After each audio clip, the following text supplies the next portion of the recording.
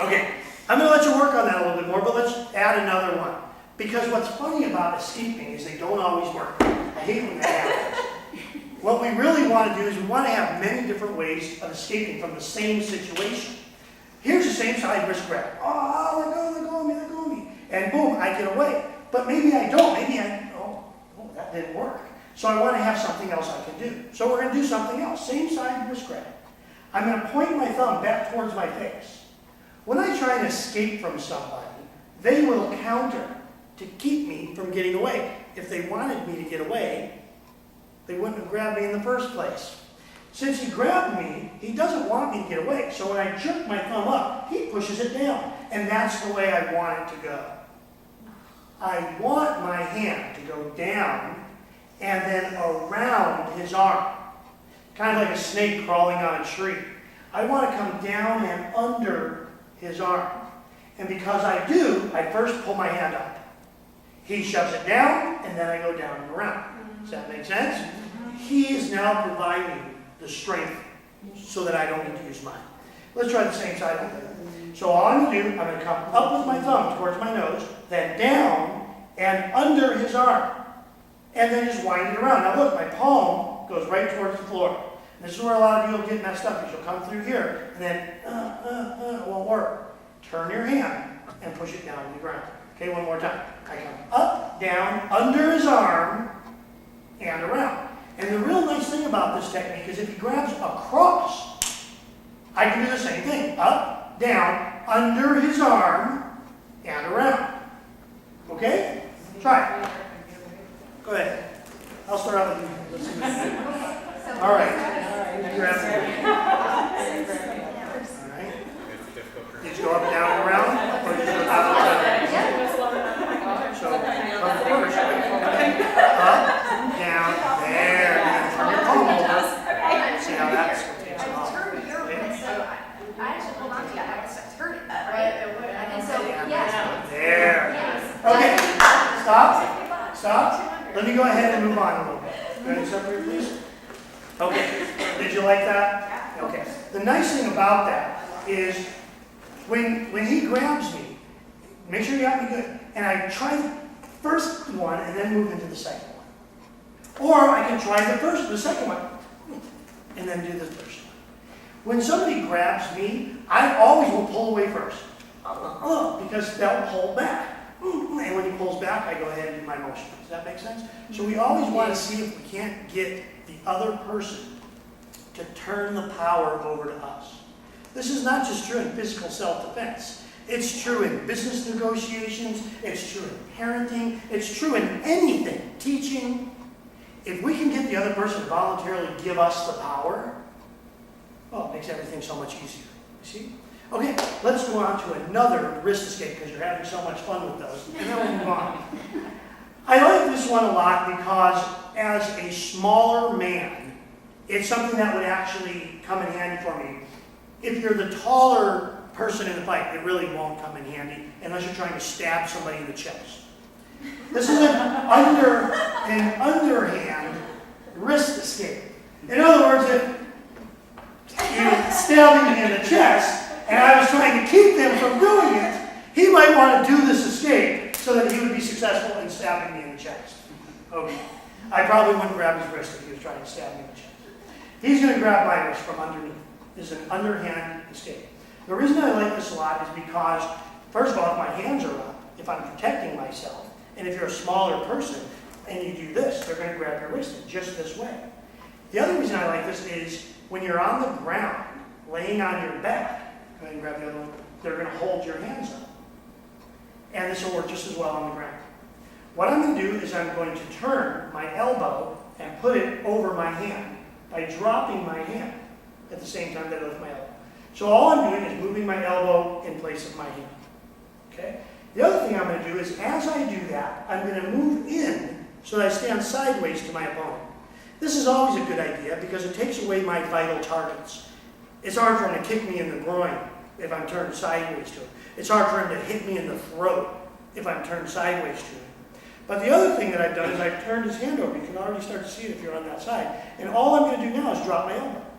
And it comes right up. I'll do it one more time that way, and then I'm gonna turn it the other way so the people in the back can see.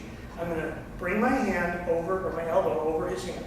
Step in sideways would bring my elbow over his elbow, and then drop my elbow, which again, puts me in a nice position to counterattack. I kind of like that counterattack. Let's do it on the other side just so that people in the back can see. From right here, I'm going to bring my elbow up, step in and turn sideways to bring my elbow over his elbow, and then drop my elbow. Okay? Let's try. I'll start out with these units. So far, you've been introduced to all of us already. Isn't that kind of cool? Yeah. All right. Well, let's let her go first. So you're going to go ahead and put your hand up. She's going to grab under your arm. Good. Slowly. Good. Good. Now, good. And then up. Good. That's a good one. I like that. Let me see you do it again. Good. Good. Bam. Beautiful. Switch. Man, she likes to hit you, doesn't she? Yeah. Let's talk about chokes, because my wife hates it when I choke her. That didn't come out right. But she really does hate it when I choke her. You know what I mean? You know, when you're stroking her neck, holding her when you kiss her, and don't choke me! It's a good thing we can edit this. Yeah. Okay. So let's do a real simple front choke and rear choke. From the front, the person reaches up and chokes you.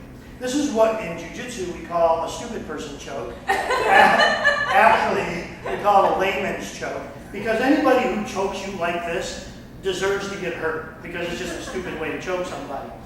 But people do. I mean, some people are stupid.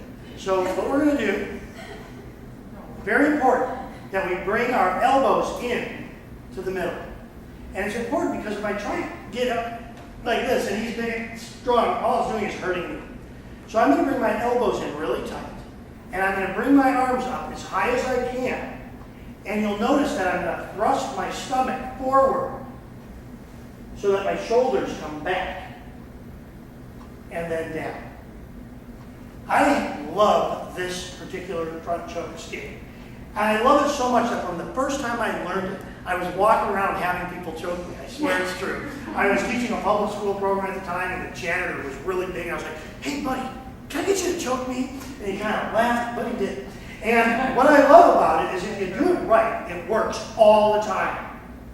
If you do it right. A person's choking you from the front with their arms out like this works all the time. What makes it work is that your elbows come between their elbows. Your stomach comes forward.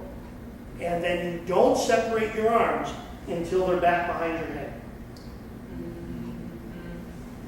Now people always say to me, well, but then they got you in a front bear hug.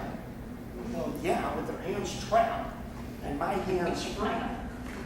I mean, there's just so many different things that I can do to that person. I was biting him, not kissing him. There are so many different things I can do once his hands are trapped below my waist and my hands are free above his arms. So all we really want to do is separate.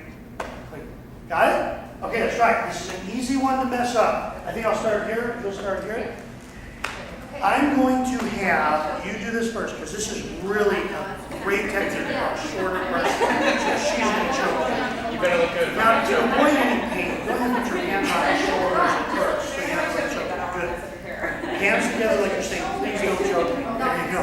Elbows together as much as you can. Push your belt forward and push your arms straight up, straight up. There, yeah. Pop her in the ears. Let her try it again. You see how you have to keep your elbows going? Try it again. So you choke me now. Hold on tight. Hold on tight. Straight up, straight up. There. Beautiful. Switch. You're going to choke her now. But really, all jiu-jitsu is magic tricks. Now, of course, if the bad guy knows the trick, it doesn't seem as amazing. And it's all easy to counter. But the fact of the matter is, a lot of them don't know the magic trick. And so as long as you understand how the trick works and you practice it over and over and over again, it's almost mind-boggling simple. Let's move on. Okay, let's do a rear choke real quick.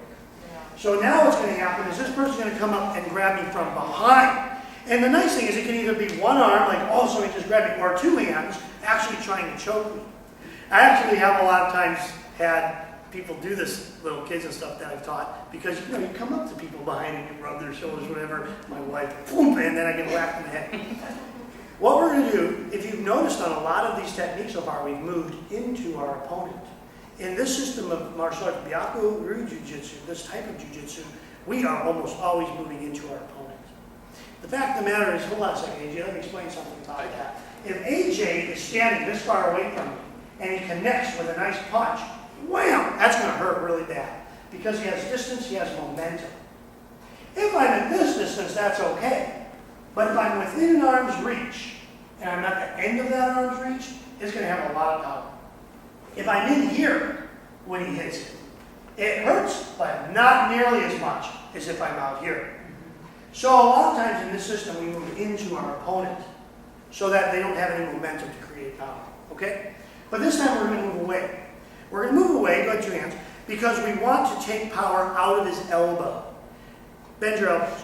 The tighter his elbows are to his body, the stronger his arms are. The further out his elbows are from his body, the weaker his arms are.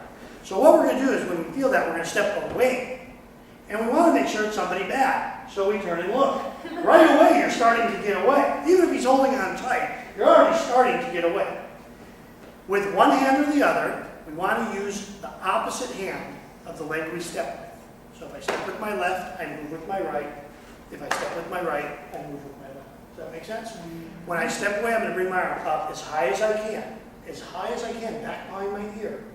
Turn and bring it straight back behind me. And again, boom, see how you have a nice counter right away. So from here, and then we move. Okay? Let's go the other way, just it's an easy one to see, but from here, right away. And now, of course, I have all kinds of stuff that I can do. Michael, That makes sense. this is legitimate. Somebody comes up behind you, puts their arm around your neck. Mhm. Because I've never seen anyone go like this. Yeah. But I've seen a lot. This is what we call a choke. This in jiu-jitsu, a choke. This is what we do. In other words, Stomp on his foot, elbow him in the ribs, elbow him in his ribs, drop, throw him to the floor, break his elbow, and then ask him not to do that anymore.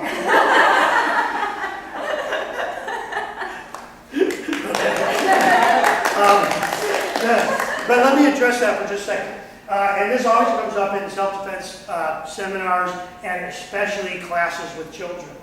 Ooh, Sensei, what if the person has a bazooka and, well, you're going to get shot and blown up. That's what's going to happen. The fact is that if you look around the room you're in right now, there are over 165 techniques of self-defense written on the walls. And that's not all of the learning that takes place. There are many, many, many ways for people to grab, punch, kick, strike, try to hurt you. And you have to have more than one way to counter all of those ways. So, learning martial arts is not, especially a system like this, is not something you go, oh, you know, I think I'll do a month of martial arts. It's something that you go, I'm going to study. It's going to take a while. Do I really want to learn this? I have an 80-year-old man. His 1-year anniversary studying with me will be this month. Will be in late October. 80 years old. And he just, every week he comes in. Does he always remember everything exactly the way I taught him? No. Neither do some of the other adults that I teach. He just knows it's something he wants to do. So he comes in every week, twice a week to do it. He'll actually think to do something if somebody tries to grab him. Okay, let's just do it one more time because maybe you forgot. Step away, bring your arm around, step up. Okay? I'll start with these two this time if you don't mind. Okay? Let's go ahead and give it a try. Yes, once you turn around, beautiful. Grab her, both hands. There. Step with one foot, bring the other arm up and over. No. Here's the one I- Opposite arm goes up. It's going to give you a massage. Yes. Yep.